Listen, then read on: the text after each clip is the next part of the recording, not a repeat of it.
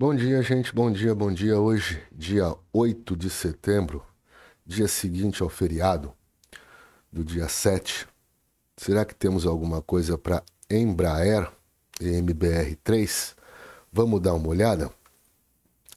Lembrando, não é recomendação, tá? Não é call. É a forma que eu estudo o mercado e deixo arquivado aqui no YouTube porque fica mais fácil de eu acessar depois quando eu quiser estudar, rever o que eu tenho feito ou o que eu tenho estudado. Isso aqui também vai para a planilha para depois eu fazer estatísticas, tá bom?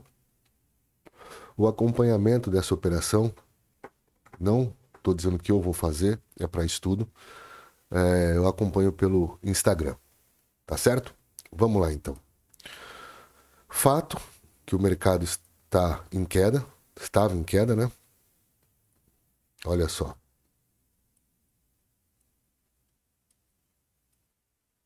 Topos e fundos mais baixos, tá? Topos mais baixos e fundos mais baixos. A partir disso, eu consigo traçar uma linha de tendência aqui. Até mesmo deu um canalzinho, né? Aqui atrás. Perfeito? Ótimo. O que aconteceu em seguida? O mercado deu um rally para cima, rompendo a linha de tendência de queda. E como sempre, isso para mim gera uma possível ideia de mudança de comportamento. Olha só que interessante, graficamente falando, em termos de análise clássica. O preço estava caindo, topos e fundos descendentes, tá? Nesse ponto, ele superou o topo anterior, fez um pivô, ou seja, subiu, desceu, não perdeu o fundo e na sequência rompeu o topo do pivô com força. Isso sugere uma mudança de comportamento no preço. Quer dizer que mudou a tendência? Pode ser que sim. Até então parece que sim. Eu tenho uma linha de tendência de alta aqui, olha. Inclusive o preço foi, subiu, voltou nela. Está na região da linha de tendência de alta. Olha que interessante isso. Quando o preço faz o pivô, sobe e rompe a linha de tendência de queda, ou seja, ele rompeu esse topo inicialmente, tá? Esse topo aqui, e depois ele rompeu o topo do pivô aqui. Eu aguardo o preço voltar e faço a ideia do setup da retração de Fibo. Então o que eu faço? Qual foi a perna que deu origem ao rompimento da linha de tendência e ao pivô? Né? Para mim foi essa perna aqui, ó. Toda essa extensão aqui. Então o que eu pego? O que eu faço? Eu pego a Fibonacci e traço do ponto mais alto até o ponto mais baixo da perna. Aguardo o preço cair, o preço está no momento em cima do nível de 61,8% da retração de Fibo. Depois de uma alta, não teve topo superior a esse, tá certo? Houve o pivôzinho de alta aqui, houve o rompimento do pivô, houve o rompimento do topo anterior e um respeito a uma possível linha de tendência de alta aqui.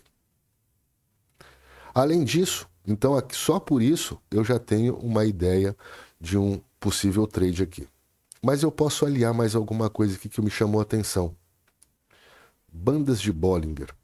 Olha que interessante, eu vou apagar a Fibo e vou apagar essa linha de tendência. Olha aonde que o preço está. Em cima da banda inferior da Bollinger de 20 períodos com desvio de 2. Desvio clássico, tá? Aqui é o desvio de 2,5, tá certo? Então, quando o preço vem nessa região, geralmente ele tende a voltar na média. Outra coisa que me chama a atenção, se eu colocar somente as médias aqui, eu tenho o espaço da onde eu estou até a média de 9, que é essa média rosa.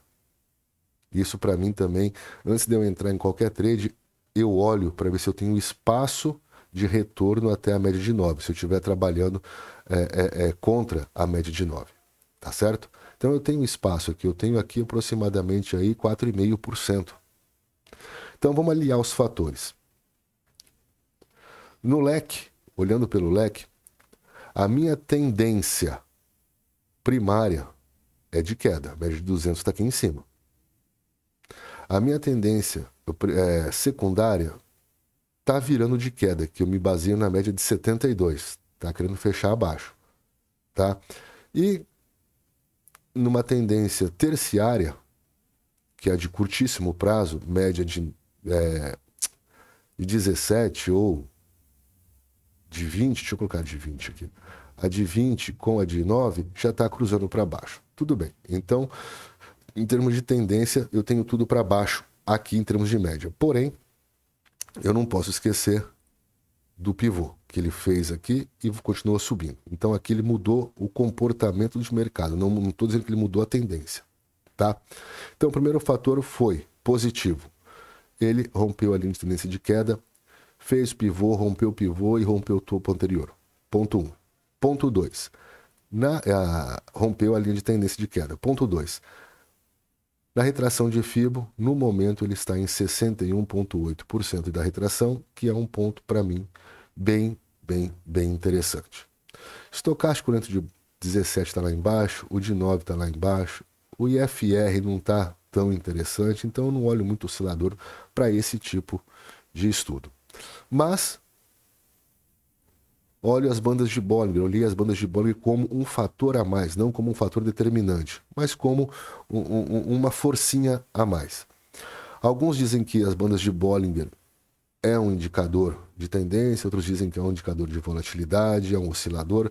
Enfim, independente de como se pensar, a questão é, geralmente quando o preço chega próximo das bandas, ele volta para a média. Aqui não aconteceu, mas depois ele voltou até a média. Chegou nas bandas, voltou à média. Chegou nas bandas, voltou à média. Chegou nas bandas, voltou para a média. Chegou embaixo, voltou para a média. Então aqui está desenhando um cenário também em termos de bandas de Bollinger nesse sentido, certo? Como que seria a ideia de trade aqui? Lembrando, não é recomendação, tá? Vamos colocar uma entrada exatamente onde o preço está agora, caso o mercado abra nesse nível. Eu puxo o meu risco exatamente para onde está o início da minha perna de alta. Eu entendo essa aqui como a perna de alta, tá? E o meu ganho, 1/3 do meu risco. 0,33. Mais uma vez, risco retorno negativo? Sim. Porém, o índice de acerto é muito alto e acaba, no final das contas, sendo positivo o resultado. Dá uma olhada aí depois nos vídeos de relatório das quinzenas que eu faço, aí você tem uma ideia do que eu estou falando. Tá certo? Então entraria aqui por volta de R$13, R$13,05, um stop lá em 11,45 mais ou menos, correndo um risco de 12,5% para um ganho de 4,10%. Risco retorno negativo? Sim. Como aqui um risco é um risco bem grande, 10%, você pode entrar com metade da mão. Não estou dizendo para você entrar, mas poderia entrar com metade da mão, desculpe, ou com 1/3 da mão, 2/3 da mão. Aí vai do seu gerenciamento de risco, que na minha opinião, como eu sempre falo, é muito, mas muito mais importante que qualquer setup, que qualquer estratégia, que qualquer ativo que você esteja trabalhando. Tá? Então fica a ideia aqui, Embraer e MBR3 para o dia 8 de setembro e vou fazer o acompanhamento dessa operação lá pelo Instagram, ok? Abraço, vou ficando por aqui, fui!